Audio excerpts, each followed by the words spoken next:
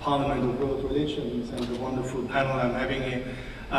Despite Bill's introduction, I am hoping not only to scare you, but also to give a couple of words on hope. But let me start right away. I would talk to you about several issues concerned and combined with climate change. And I would like to start with a very short update on where we are in the climate change debate. Just very quickly, this is how the Arctic ice shield looked in 1979. This is 2005. And with a slightly different image, this is 2007. Very obviously, the ice shield is retreating, and with the ice shield retreating, the sea level rise is something which has become a reality. This graph shows you about the last half million years, how the alterations in the Earth ecosystem transfer to the carbon dioxide variations. And you see that basically at the beginning of the Industrial Revolution, our CO2 emissions start to rise drastically. These alterations don't seem to be big, but when I tell you that basically in the last ice age, about 30,000 years ago, the world's average temperature was 5 degrees lower than today, that translated into the fact that you could basically walk from France to the United Kingdom, which didn't exist at the time, certainly. So this is a closer look to the world's carbon emissions from the 1900s, and you see that in particular after World War II, our carbon emissions are just exploding. So the session is supposed to be about the human face of climate change, and let us look at this graph.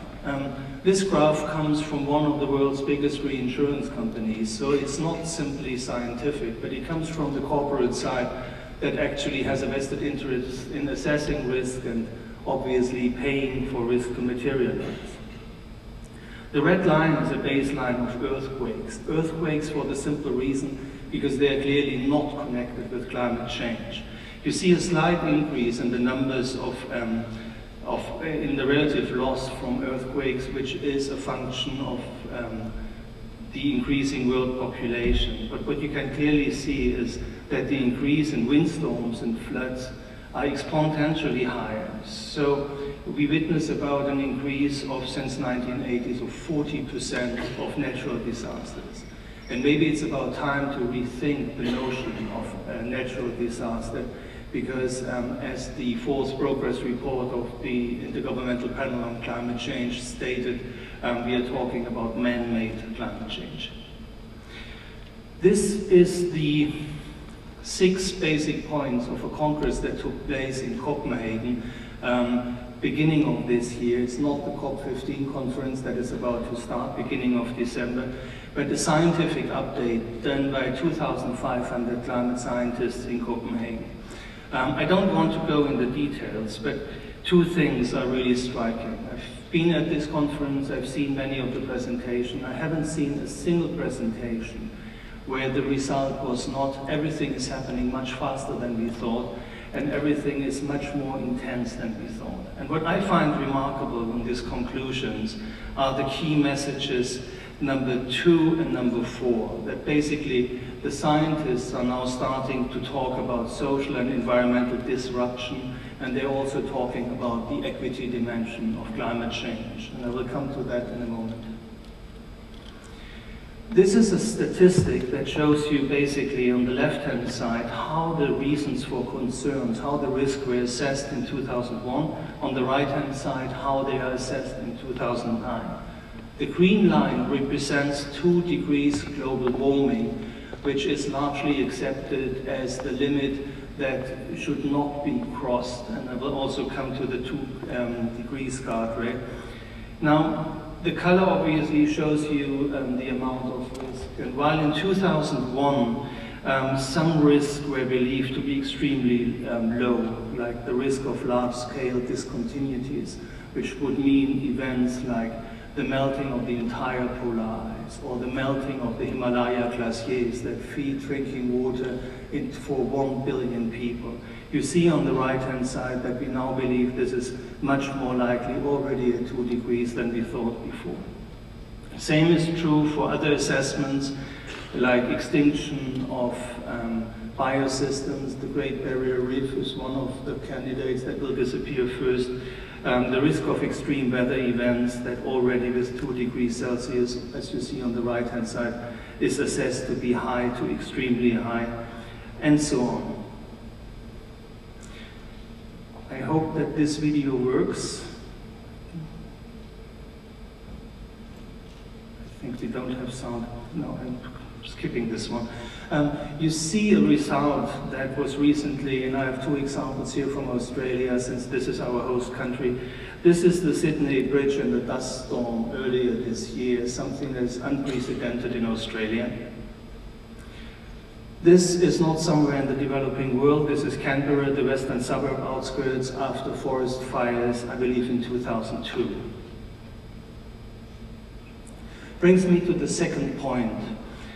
This session is entitled The Human Face of Climate Change. And the man that you see is a 70-year-old gentleman who lost in a flood in Bangladesh all his belongings. And we have increasing evidence that these events are absolutely related to climate change and climate impact. We have been discussing climate change for almost 20 years now intensively, and I would say in the scientific world for much longer.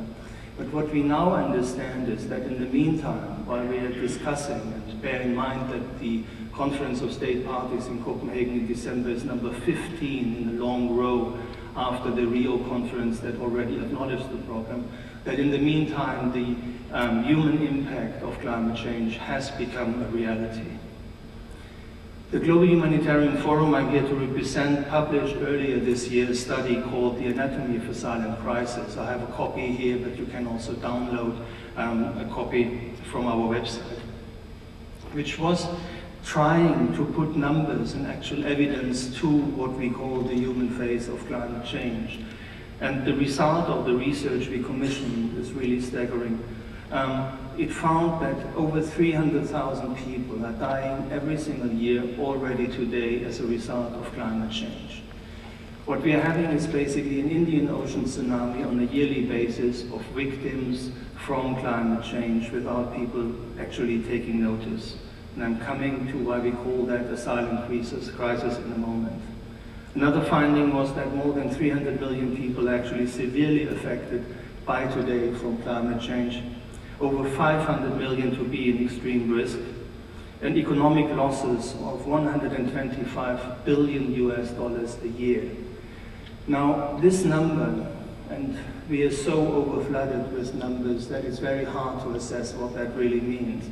But maybe if I tell you that the official development assistance that rich countries give to developing countries in order for them to make progress on the way to the achievement of the Millennium Development Goals is something like 110 billion US dollars, then that means that what we invest in official development assistance a year is basically undone by climate change already today.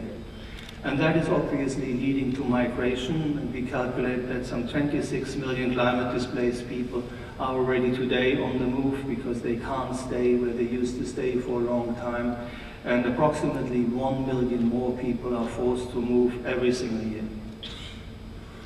This is a map of the world risk, which we also have from a big reinsurance company, and what is striking, if you see the exposure to risk, it's basically like a world map of poverty.